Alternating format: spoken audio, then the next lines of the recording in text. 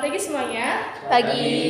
Saya perwakilan dari perusahaan PT Dipayuda akan melaporkan proyek logistik yang telah kami kerjakan.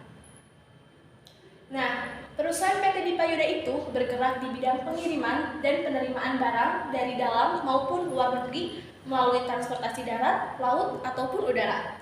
PT Dipayuda adalah salah satu perusahaan pengangkutan barang internasional yang didirikan pada tahun 1974 oleh Bapak Wartomo Dwijoyono dan Bapak Todoro Wibo Aris. Perusahaan terus berkembang dari pialang menjadi penerusan dan sekarang menjadi logistik dan distribusi.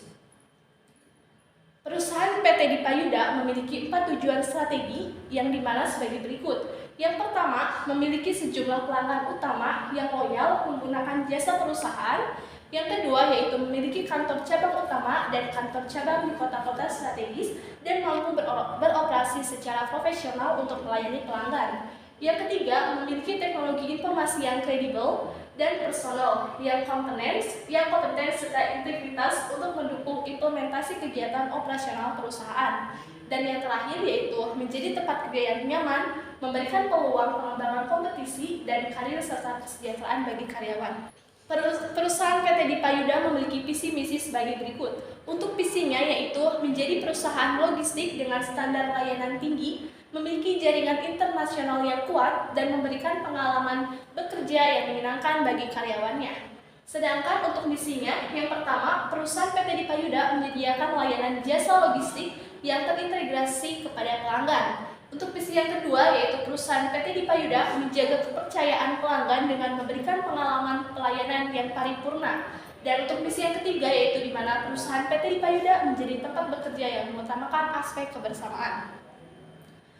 Nah, perusahaan PT Dipayuda menjalin kerjasama dengan beberapa perusahaan, di antaranya yang pertama adalah perusahaan PT Panasonic yang bekerja di bidang elektronik. Yang kedua yaitu perusahaan PT Padma Sudo Indonesia yang bergerak di bidang peternakan ayam. Yang ketiga yaitu PT Hansen yang bergerak di bidang pakaian jadi. Yang keempat yaitu perusahaan Taman Safari Indonesia yang bergerak pada habitat satwa. Dan yang terakhir yaitu PT Bio Farma yang bergerak di bidang farmasi. Untuk konsep dasar proyek di perusahaan PT Dipayuda, di mana supply chain merupakan suatu sistem tempat organisasi menyalurkan barang produksi dan biasanya kepada para pelanggannya. Rantai ini juga merupakan jejaring dari berbagai organisasi yang saling berhubungan dengan tujuan yang sama, yaitu sebaik mungkin menyelenggarakan pengadaan atau penyaluran barang tersebut. Untuk aktivitas bisnis di perusahaan PT Dipayuda, kami memfokuskan pada kegiatan ekspor dan impor. Untuk kegiatan ekspor, di mana perusahaan PT Dipayuda dimulai saat eksportir mempersiapkan barang yang akan diekspor dengan dilakukan packaging, stuffing ke kontainer, hingga barang siap untuk dikirim. Setelah barang siap dan sudah ada jadwal kapan akan mengangkut barang tersebut, eksportir dapat mengajukan dokumen kepabeanan yang dikenal dengan Pemberitahuan Barang Ekspor atau PEB. Untuk kegiatan impor sendiri, di mana PT Dipayuda, yang pertama yaitu perusahaan perlu mengetahui apakah barang yang akan diimpor. Selanjutnya yaitu termasuk barang yang dilarang masuk ke Indonesia atau tidak.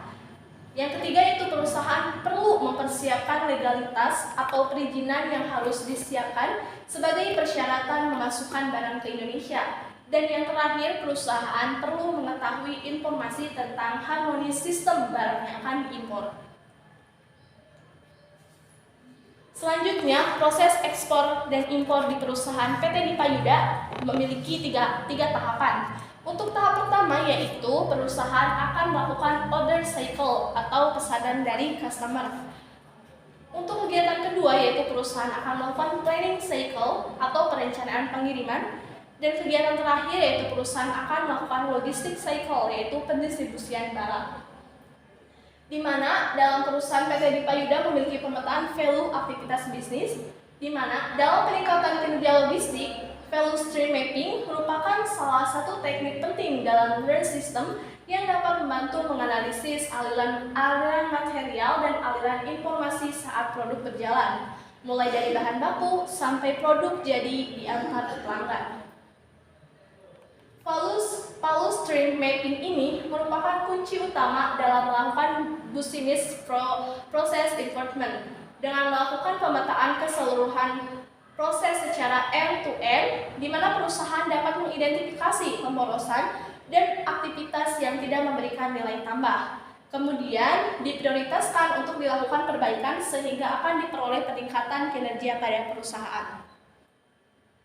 Untuk ikhtisar keuangan di PT Dipayuda, di mana perusahaan PT Dipayuda memiliki 3 pekerjaan. Yang pertama yaitu untuk atas nama supir Bapak Iwan dengan nomor kendaraan BM917KS yang mempunyai pendapatan dan angkutan semen sebesar Rp52 juta dengan pengeluaran sebesar Rp5.770.000. Maka total pendapatan dan biaya kendaraan yang dilakukan oleh Bapak Iwan sebesar Rp46.230.000. Nah, selanjutnya yaitu untuk nama supir atas nama Bapak Wawan dengan nomor kendaraan BM9165JU yang mendapatkan pendapatan jasa angkutan semen sebesar Rp64 juta dengan pengeluaran sebesar Rp2.567.000. Maka total pendapatan dan biaya kendaraan yang dilakukan oleh Bapak Wawan sebesar Rp61.433.000.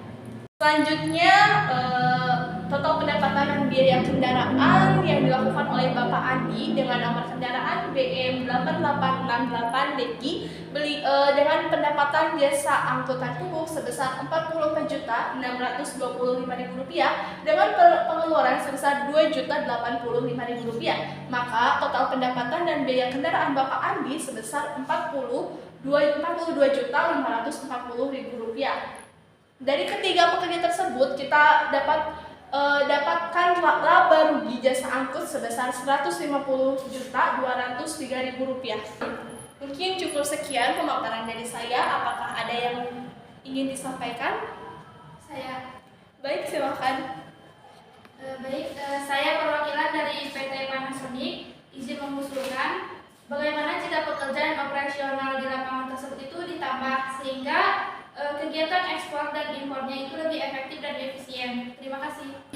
Terima kasih atas pendapatnya. Bisa saja perusahaan menambah jumlah pekerja, namun ada beberapa hal yang harus perusahaan pertimbangkan, diantaranya yaitu biaya. Bu, saya izin berbicara. Baik, silakan.